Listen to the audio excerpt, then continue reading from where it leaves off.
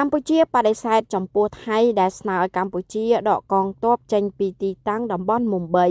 ក្រសួងការពារជាតិកម្ពុជានៅថ្ងៃទី6 ខែមិថុនាឆ្នាំ2025បានចេញសេចក្តីប្រកាសព័ត៌មានស្តីពីលទ្ធផលជំនួបរវាងឯកឧត្តមនាយឧត្តមសេនីយ៍ទាសីហាឧបនាយករដ្ឋមន្ត្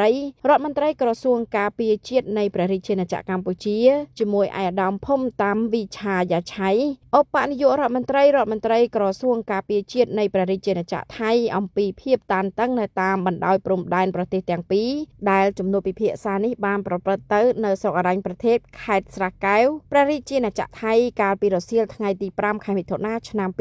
2025លទ្ធផលនៃជំនួបនេះត្រូវបានសេចក្តីប្រកាសព័ត៌មានរបស់ក្រសួងការពារជាតិកម្ពុជាឲ្យដឹងថាភាគីទាំងពីរបានឯកភាពគ្នាប្រឹងប្រែងឲ្យអស់ពីលទ្ធភាពដើម្បីរក្សាសន្តិភាពសន្តិសុខនិងស្ថិរភាពតាមបណ្ដោយព្រំដែនជាពិសេសតំបន់ដែលកំពុងមានភាពតានតឹងតាមរយៈការប្រាស្រ័យទាក់ទងគ្នាទៅវិញទៅមកការយោគយល់គ្នានិងការសន្ទនាប្រកបដោយសន្តិវិធីក្នុងគោលបំណងជៀសវាងការប៉ះទង្គិចយោធាដែលភាគីទាំងសងខាងសុទ្ធតែមិនចង់ឃើញក្នុងជំនួបនោះភាគីថៃក៏បានស្នើសុំឲ្យភាគីកម្ពុជាដកកងទ័ពចេញពីទីតាំងឈរជើងនៅតំបន់មុំបីដែលបានប្រយុទ្ធគ្នាកាលពីថ្ងៃទី28 ខែឧសភាឆ្នាំ2025កន្លងទៅ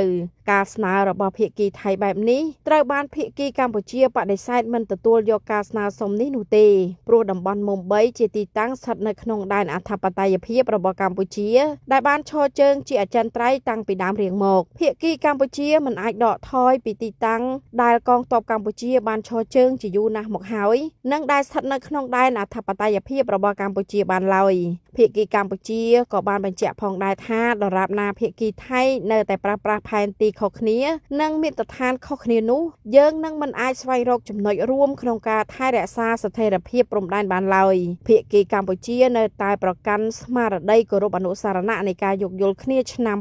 2000រវាងប្រទេសទាំងពីរដោយដែលមានកន្លងមកជាដដែលក្នុងន័យនេះភាគីកម្ពុជាបានសម្រេចចិត្តរៀបចំសំណុំរឿងបញ្ជូនវិវាទតំបន់ទាំង4រួមមានតំបន់មុំបីប្រាសាទតាមាន់ធំប្រាសាទតាមាន់តូចនិងប្រាសាទតាក្របីទៅតុលាការយុត្តិធម៌អន្តរជាតិ ICJ នៅទីក្រុងឡាអេដើម្បីផ្ដល់ភាពច្បាស់លាស់ដល់ព្រំដែននៃប្រទេសទាំងពីរនិងការពារកុំឲ្យមានបញ្ហាទាំងនេះក្លាយជាជម្លោះធ្ងន់ធ្ងរទៅថ្ងៃអនាគតតាមរយៈដំណោះស្រាយមួយដែលយុត្តិធម៌និងមិនលំអៀងព្រមទាំងផ្អែកលើច្បាប់អន្តរជាតិការសម្រេចចិត្តនេះបានបង្ហាញយ៉ាងច្បាស់អំពីការបដិញ្ញាចិត្តរបស់ភាគីកម្ពុជាក្នុងការដោះស្រាយជម្លោះដោយសន្តិវិធីនិងផ្អែកលើច្បាប់អន្តរជាតិដើម្បីធានាថាព្រំដែនរវាងប្រទេសទាំងពីរនៅតែជាព្រំដែនសន្តិភាពស្ថិរភាពកិច្ចសហប្រតិបត្តិការនិងអភិវឌ្ឍភាគីកម្ពុជាក៏នឹងបន្តប្រើប្រាស់យន្តការដែលមានស្រាប់ដូចជា GBC, JBC,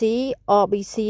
ដើម្បីពិភាក្សាលើចំណុចដទៃទៀតនាថ្ងៃខាងមុខភាគីថៃក៏បានបង្ហាញពីការគោរពសិទ្ធិរបស់កម្ពុជាក្នុងការដាក់ចំណុចទាំង4ទៅតុលាការយុត្តិធម៌អន្តរជាតិ ICJ លើពីនេះទៀតភាគីថៃក៏បានបញ្ជាក់នឹងច្រានចោលរាល់ព័ត៌មានអុចអាលនិងរុញច្រានស្ថានភាពដែលធ្វើឲ្យប៉ះពាល់ដល់សតិអារម្មណ៍កងទ័ពនិងប្រជាជននៃប្រទេសទាំងពីរព្រមទាំងបញ្ឆេះកំហឹងជាតិសាសន៍ដូចជាការលើកឡើងពីការបិទច្រកព្រំដែនអន្តរជាតិការលុបកិច្ចប្រជុំ JBC និងព័ត៌មានដែលគ្មានប្រភពច្បាស់លាស់ជាដើម